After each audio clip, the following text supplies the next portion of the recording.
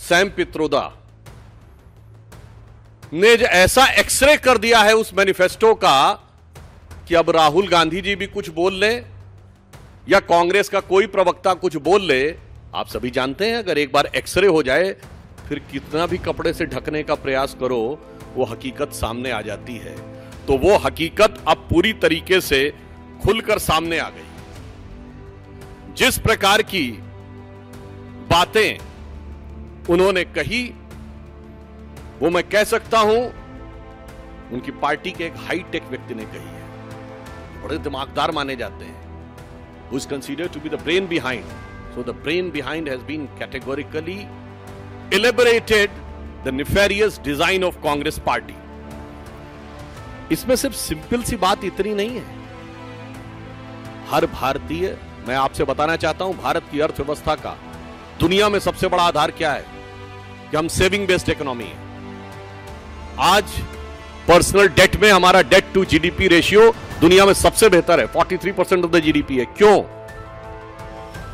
कौन सेविंग्स को प्रेरित करता है?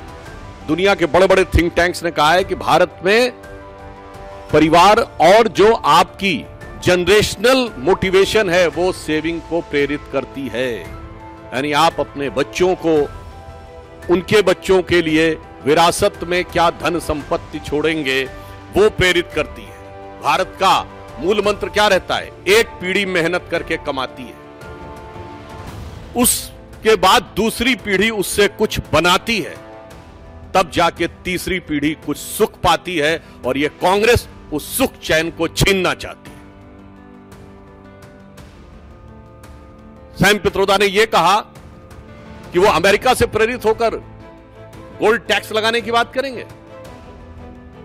अब मैं पूरे देशवासियों को याद दिलाना चाहता हूं कि इनके मैनिफेस्टो में विदेश की फोटोएं थी जिसका ये खंडन नहीं कर पाए।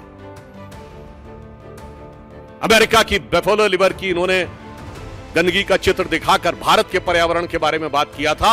अब यह साफ हो गया कि वो फोटोएं किसी गलती के तहत नहीं थी, इनके दिमाग में विदेश की बातें अंकित हैं। और मैं तो उनसे पूछना चाहता हूं विदेश की कौन सी शक्तियां आपको प्रेरित कर रही हैं?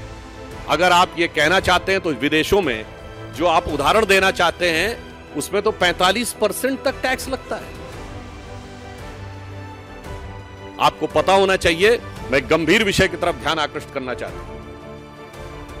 आज मल्टीपोलर वर्ल्ड आगे बढ़ रहा है, डॉलर की हार्ड करेंसी के रूप में भविष्य अनिश्चित हो रहा है।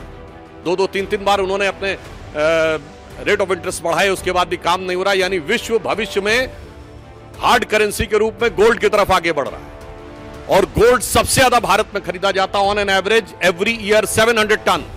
क्यों? हर व्यक्ति गोल्ड खरीदता है। गरीब से गरीब व्यक्ति भी यह कहता है कि चाहे मेरे पास 2 तोला 4 तोला सोना हो मगर वो तोला सोना होना चाहिए। आप उस बचत के ऊपर क्या 45% टैक्स लगाना चाहते हैं?